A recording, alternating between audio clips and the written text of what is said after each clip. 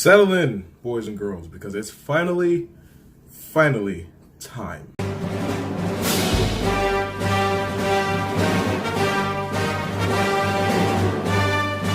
Star Wars Episode 8, The Last Jedi. So, Star Wars The Last Jedi had a lot to accomplish. There were a lot of questions left open at the end of Episode 7, but this movie didn't need to necessarily answer them all. It didn't need to give an outright answer to every single thing that we wondered. Who raised parents? Where did Snoke come from? What happened to the Jedi Order? It just needed to continue these plot threads in a meaningful way so that they could be resolved by the time Episode 9 is over. But you want to know what this movie actually did? It took a massive shit on everything from that movie. And not just that movie, but the 6 previous movies. This movie broke Star Wars. The plot is as follows. The Resistance runs a mission against the First Order where they destroy one of their ships called a Dreadnought, because this ship is a fleet killer, and if they don't eliminate it, it will be a major issue for them later on down the line. This mission is led by Poe Dameron. It gets a lot of people killed, like not just First Order people, but like it seems like it kills more rebels than anybody else. But they use these bomber ships to come in and try to drop bombs directly onto the Dreadnought.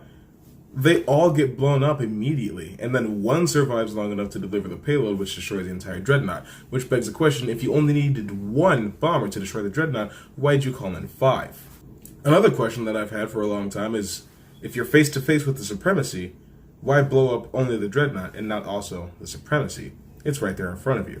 But the Rebellion, the Rebels, the Resistance, whatever you want to call them, they're the Rebels. They lightspeed away to talk about what happened in the battle. Poe Dameron gets demoted, but then here comes the Supremacy again.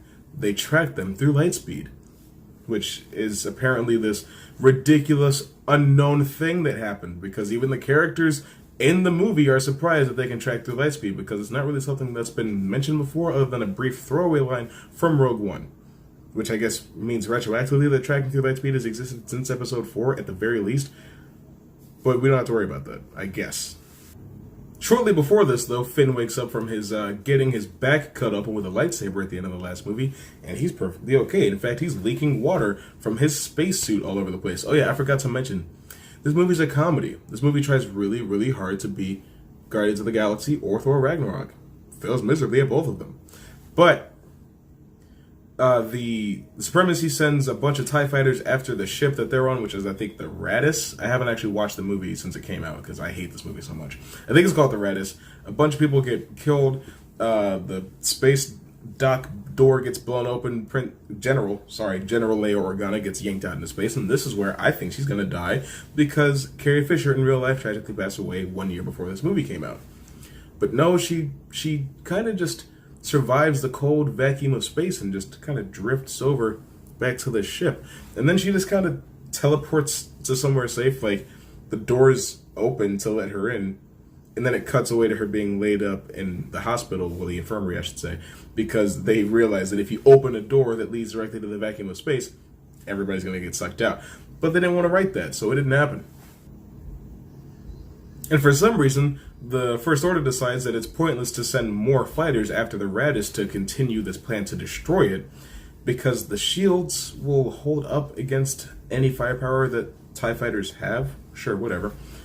It didn't when you actually, first showed up.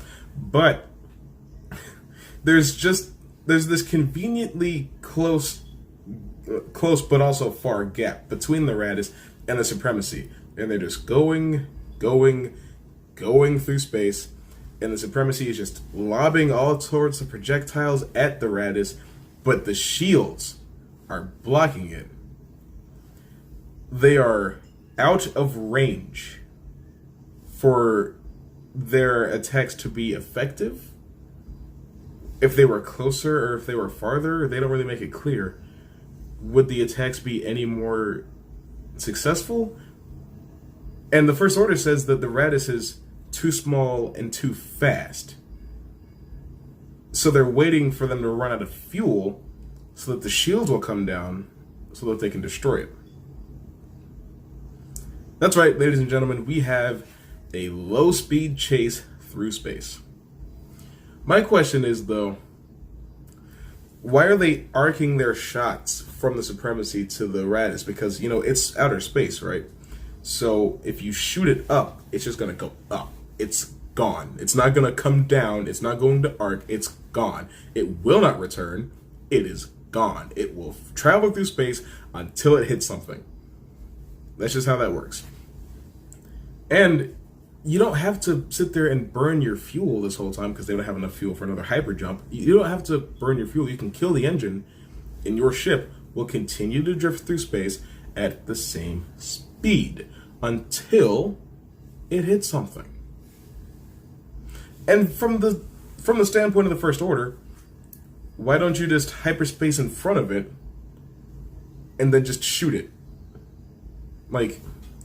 Because I think they said that the ship is too far for their attacks to be for their attacks to work. So either lightspeed a little closer or lightspeed ahead of them and come back and shoot them when they meet you.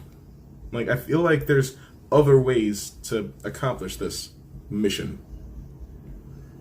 But they realized that if they were to hyperspace away, they'd automatically get found again. So the plan is to see if they can find the tracker on the Supremacy and deactivate it. Who else but Finn? Because apparently he used a janitor on the Supremacy and Starkiller Base. That's like saying you were a security guard at the White House and the Pentagon. Because you just weren't. That didn't happen. I'm sorry. There's more than enough janitors for both of those giant things. But alright, whatever. So there's this girl named Rose. She's a mechanic. She's a mechanic and a self-appointed police officer, I guess, because she likes to zap people that try to run away because this is a dire time and self-preservation, I guess, just doesn't matter anymore. Finn is like, I'm going to go and save Rey. No, she doesn't want to let him do that.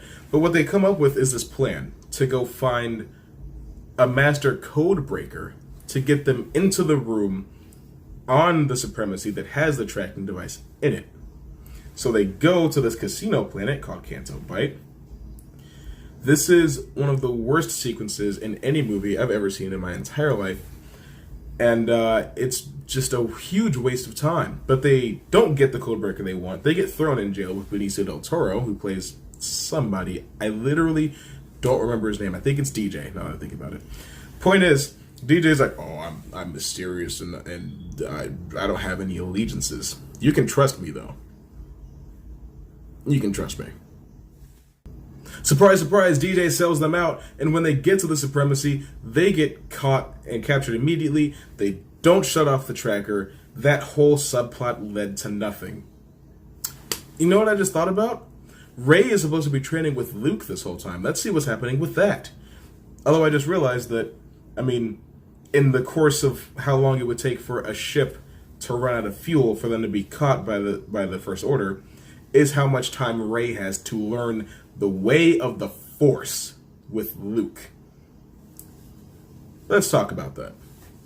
So Rey gets to the planet Octo, where Luke is, gives him his lightsaber, he chucks it over his shoulder, he shit cans it over his shoulder, like it's a punchline, and then he's like, I'm a hermit and I'm sad, go away. Well, why were you wearing your Jedi robes then? Because he's like, the Jedi ordered you to die. Why were you wearing your Jedi robes, sir, if you don't... Because then he just puts on a rainproof poncho and goes about his day. And a lot of... I don't want to talk about this part.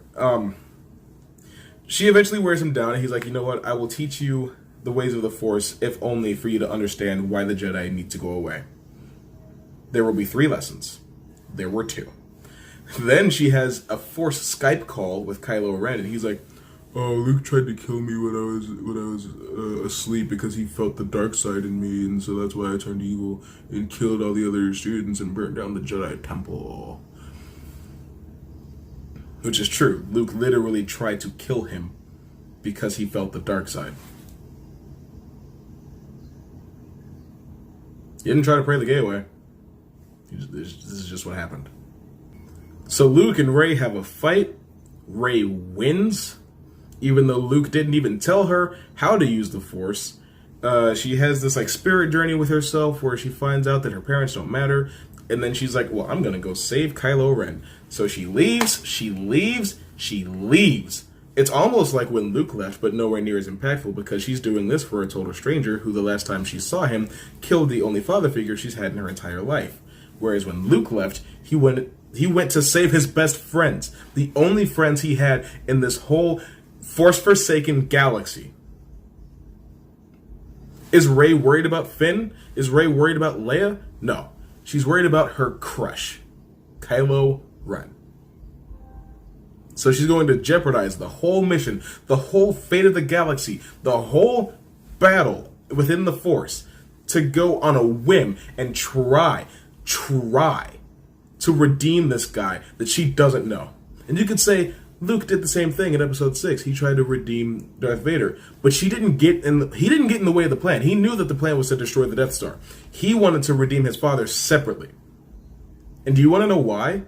Because his father was a great Jedi. His father was a Jedi Knight. His father fought in the Clone Wars. His father was an agent to the service of the light side of the Force. He wasn't just some guy that didn't finish his training and then turned evil. He was on the Jedi Council. He wasn't a master, but he was on the Jedi Council. And there was good in him. It was tangible. Vader didn't care about allegiances or alliances. He just wanted his son. Rey doesn't know this man. Rey does not know this man. And this is what she does. She goes, she gives herself up, she turns herself in. And then Supreme Leader Snoke gives this whole thing about, oh, the light side and the dark side balance each other out. I was the one connecting your minds to the Force. I sensed his insecurities, blah, blah, blah. And then Kylo Ren kills Snoke, and just becomes the Supreme Leader of the First Order. And that is it for Snoke. We don't know anything about it. We don't know where he came from. We don't know how he built the First Order. We don't know how he became Supreme Leader. We don't know if he's a Sith or not. We don't know how he understands the Force. He's just gone. Yeah. This is a long video, if you couldn't tell. Then there's some BS plan to get all the rebels off of the Radis and onto this outpost planet called Crate, which is funny because there was an SJW admiral that was appointed in Leia's place named Holdo, and she actively refused to tell anybody that the plan was to make it to Crate. She was letting people get killed because she didn't want to tell anybody the plan because she thought there might be a mole. I thought she was the mole, honestly. That's how they set this whole thing up. But the plan is to get everybody off. They get everyone off on these escape pods. She takes the Radis and she just light speeds it straight through the Supremacy and destroys it, which provides a disruption for Rey to get away while Kylo Ren is unconscious because they just broke a lightsaber, and I guess it caused a pretty big... It's a flashbang if you break a lightsaber. You break a lightsaber, it's a flashbang. You get knocked out from it, though. It also saves Finn and Rose from being executed because they were like 3 seconds from being killed. Somehow Phasma teleports 20 feet away. Oh yeah, Phasma's alive. And then she gets killed by Finn, like within 20 seconds. That's all it takes. And then you actually have the part where Crate is involved because the movie's still not fucking over. It starts out basically just being the same thing from like 25 minutes into Empire Strikes Back with the giant walkers. But this time Rey shows up and she just starts popping headshots in a gun that she's never used on the Millennium Falcon. And then Luke is like, I'm here now and I'm gonna talk to Kylo Ren. A bunch of bullshit happens. I'm not going to waste your time breaking all that down. Turns out Luke was projecting himself across the galaxy with the Force, and then he dies. Why didn't he actually go there? I don't know. At the beginning of the movie, it shows you that his X-Wing is buried in the water, but that doesn't matter because his X-Wing is buried in the water in Episode 5, and he still used it to fly all the way to Bespin. Quite curious. If he was going to die anyway, why didn't he die like a man the way Obi-Wan did? Obi-Wan faced his greatest failure. Luke couldn't do it. Luke isn't even as good a Jedi as Obi-Wan Kenobi. Luke is one half the chosen one and is not as big of a man as Obi-Wan Kenobi. That's why Obi-Wan's my favorite Jedi. He's more of a man than Luke Skywalker. I can't believe it, but that's what they showed us. But yeah, that's basically Star Wars The Last Jedi. If I was going to rate this thing, I'd say put it in a trash can and set it on fire, throw it to the bottom of a river. But what did you think about it? If you liked it, that's okay. Don't let me being angry about it let you change your opinion. If you like the movie, that's fine. I will maybe be doing a separate video sometime in the future about every single little way that Episode 8 shit the bed, dropped the ball, ruined everything from the previous Star Wars films, because honestly, complaining about this movie never gets old. It always gets views, and people just want to do it. People just like to complain about this movie. I like to complain about this movie because it literally broke my heart. Anyway, whatever you thought of this movie, let me know in the comments. And are you excited for Star Wars Episode 9? I sure amn't. I'm very nervous. I'm scared. I'm scared about a lot of things regarding Star Wars, honestly. But, I'll see you later.